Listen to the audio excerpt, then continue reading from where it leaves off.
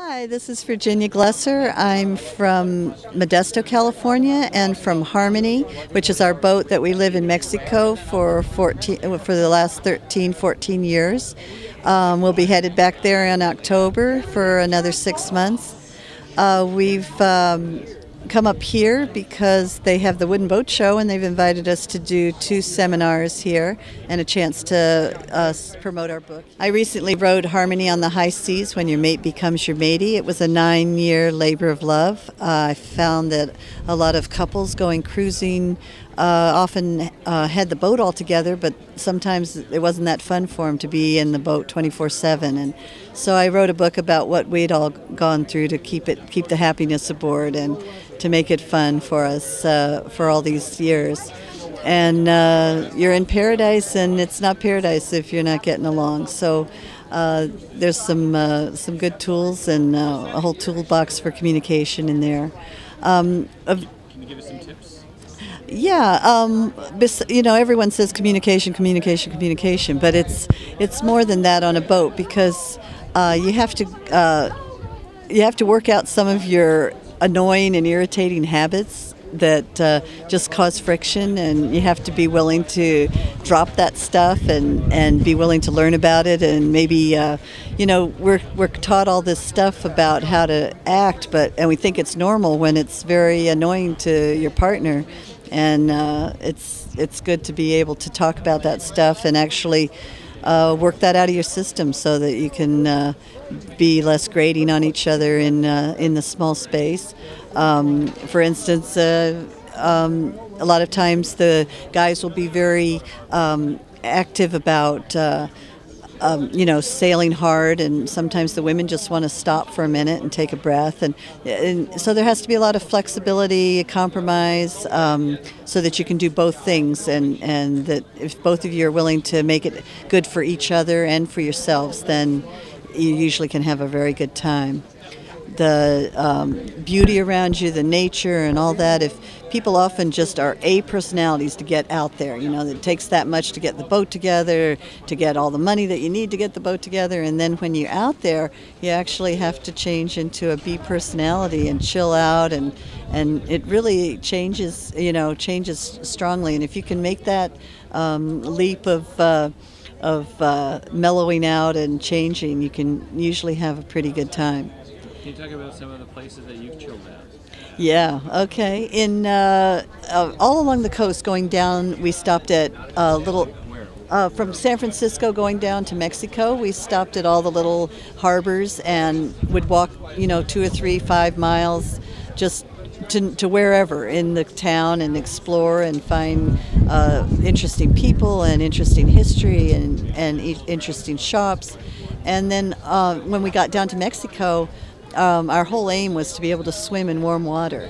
And one of our favorite places is the Sea of Cortez, all the little secluded anchorages in October, November, and then again in April, May. And then we go on down to Tenacatita, Barra de Navidad, which is the first tropics that you really arrive at going south. And we swim 1/3 of a mile each day into shore, play bocce ball, walk the beach, go up jungle runs, visit our friends, both the Mexican people and the cruisers, and it's a very chill-out place. It's a place where a lot of people come down straight from Canada or the Northwest or California, and they're ready to go to around the world or to the South Seas or to the Caribbean, and it's a wonderful place just to chill and rethink your plans, slow down a little bit, smell the roses, and we've really seen people blossom, and then they get to go to their destination, but they value the journey as they're traveling it more. Well, you're not a spring chicken anymore. No, I'm 62. I'm a grandmother of 6. I raised 8 kids, had 6 of my own, and we left when I was 50.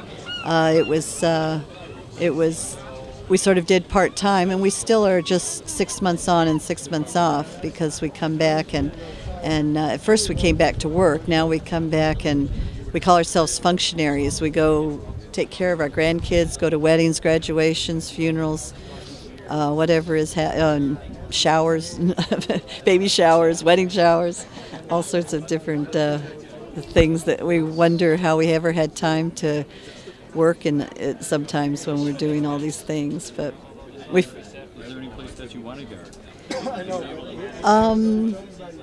Yeah, we talk about going to Southeast Asia and maybe another round through Europe, but probably not on the boat. I wouldn't mind going to the South Pacific, and that I would do on a boat. But I think we're going to let the grandkids grow up, and we have them come down to Mexico every winter. So we're training them up. Maybe they'll take us to the South Pacific when maybe we're not quite able to raise all the sails the kids will enjoy doing. Most about sailing is the wildlife, the consciousness, the being in nature, being a part of nature. You not only feel small in a sense, that you're very small in the overall scheme of things, but you also feel like you're playing a part. You're an important piece of the puzzle, and I feel like we get to be living in a Discovery Channel world where we watch the ospreys go down and pick up a snake and go up and eat it on the cactus, or we see whales doing their thing. Dolphins come and play on our bow wave almost every trip we're out, and it's just a wonderful experience being just in their world, where their consciousness is very high and very intelligent and telepathic. So we just enjoy that to the fullest. Is there anything you'd rather be doing? Nothing. Are you living your dream? Living our dream for sure. Yeah, there's. I feel like we get to be with our grandchildren 6 to 7 months of the year. We get to go sailing 5 to 6 months of the year, and it's a perfect balance for us. And we look at each other and we say, we're just so grateful for being this lucky that we can do this. Talk about living in the commune back in Tennessee. In 1971, actually before that, there was a class that was going on every Monday night in San Francisco in the Family Dog, and there would be 500 people there every Monday night talking about whatever was going on during that time, which was very much of an upheaval. The war was going on, the civil rights movement was in full swing, women's liberation, and people were taking acid, and people wanted to know what was going on here and how we were going to balance all this and make it come out okay. And so the dialogue was very interesting, and the teacher at that time, Stephen Gaskin, who had been a semantics teacher at San Francisco State, was asked to do a tour of the country at churches and colleges, universities around the country. And so he was going to head out he lived in a bus, and he was going to head out on his bus on this tour, and people in the class said, "Can we come too?" So he said, "Well, if you can provide your own transportation, come along." So on Columbus Day, 1970, 65 buses and vans of various sorts headed out on this peace caravan, and we did a 4-month trip around the country, came back and started the class again. It was like, wait a minute, what do we really want to do? And in that whole 4-month process, we had become a village on the road. Mechanics helped people fix their buses that broke down. Midwives were delivering babies, and people with money were helping people with the extra gas money if they needed that along the way. And it just became a village, and we decided to go buy some land and make a community out of it. So we fired up our buses again and went back to Tennessee, where the land was inexpensive, the people were friendly, and we bought eventually 1,750 acres and created the farm, which was the largest community of its sort at the time. And it was a self-sufficient community. We were all vegetarian, and one of the major things of it was trying to make peace in the world. And what we found was to make peace in the world, the only thing we had marched in the streets, we had done a lot of that kind of thing to no avail, and we realized that to make peace in the world, we had to have peace within ourselves first. And that covered a lot of ground and took us the rest of our lives to keep working on that. You know, that's everything from being peaceful with your neighbor, not getting angry, not getting frustrated, annoyed, all those different things that you normally do to have a discipline that and a yoga that understands why you're doing that and how you can stop, and changing your habits and all that became our lifelong yoga. And so we remained peaceful with our neighbors, and we had a wonderful community. It was totally communal at the beginning. For the first 12 years, we held all things in common.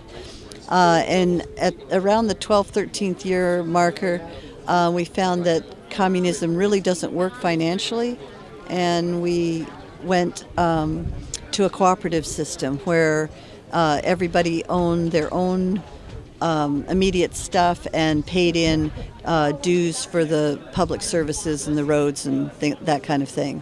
So it's now a cooperative. It still exists. There's about 250 people there now, down from the 1,500 that it had been at its height. And at that time, I had 6 kids, and I was wanting them to, you know, it's one thing to bet your own ass. It's another thing to bet your kids' lives. And we felt like we wanted them to come out and experience the culture, be able to go through the universities if they so chose. And we came back to California and set up shop and started working our butts off to make that happen. And that was the right choice for us.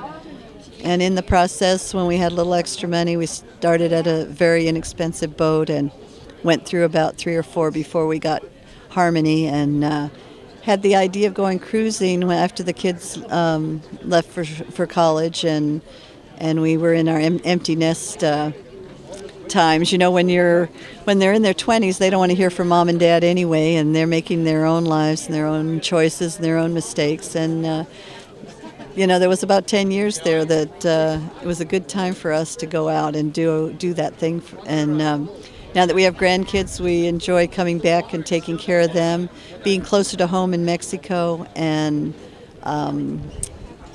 also, you know, taking part in the kids' lives a lot more than we did when they were in their 20s. This is the book that was written about. It's called Voices of the Farm. There's 300 pictures that illustrate all the stories that were written by various members of the community. We have one of the chapters in there, and there's some stories that'll make you really laugh, and others that'll really explain what we were about. When I got out to California, I started a tie-dye company, so I wrote a how-to tie-dye book, and that one's gone very well for people that are just beginning, that want to learn how to tie-dye, the teachers and camp counselors and moms, and just project people that want to know. We can show them. I have a picture of one of the pieces that I've done. This isn't in the book, but it just shows the possibilities of tie-dye. And then I'll read you a portion of a little piece of the book. What most people want to know is all about the fear. You know, isn't it scary out there? Before we left on our adventure, and whenever we return to land, people often look at us with a worried expression. They question us about how we are really doing. They especially want to hear it from me because I'm a woman doing this outrageous adventure, and they assume that I won't hide my true feelings. They ask, "Are you sure you really like it? Aren't you afraid? Or isn't it dangerous in Mexico? Or what about the storms?" They seem suspect of my positive answers, doubting that I could be telling the truth. This raises the biggest question that everyone wants to hear about, the fear factor. Isn't it scary? Out on the high seas, when the wind comes up and the seas start smacking us around, I had to learn how to handle my fears and insecurities. It took practice and diligence to live in the moment and stay calm. Most of the time in rough weather, it was strictly a matter of hanging on. But when I had to do a simple thing like trying to get a drink of water, paying close attention not to be thrown down the stairs in the ocean's roll required all of my concentration. I tried to deal with things as they came up. It is at times like these that some people pray, chant a mantra, or behave like Lieutenant Dan in Forrest Gump, dangling high in the rigging of their shrimp boat in a raging hurricane. Shaking his fist at the screaming winds, he challenged God to give him more. Staying focused, I became mesmerized by the incredible forces at work, the ocean in turmoil. Finding that quiet place within where I could flow with it amid the surrounding chaos was my yoga. Things seemed overwhelming. If I started worrying about what dangers might lie ahead, so I worked on staying here and now and did what was obvious. Okay, thank you for listening, and it was wonderful spending a little time with you. I hope we see you out there on the high seas, and we look forward to seeing you in Mexico. Be sure to check in with the ham and single sideband nets. We'll be on there, and you can also check into our website at www.skysailproductions.com. That's SKYSAIL Productions with an S.com. And I have my toolbox for communication written on there. Any schedules, seminar schedules, we write on there. And our stories that happen to us when we're out there, I often will write some blog. So you can join us there, and thank you again. Bye.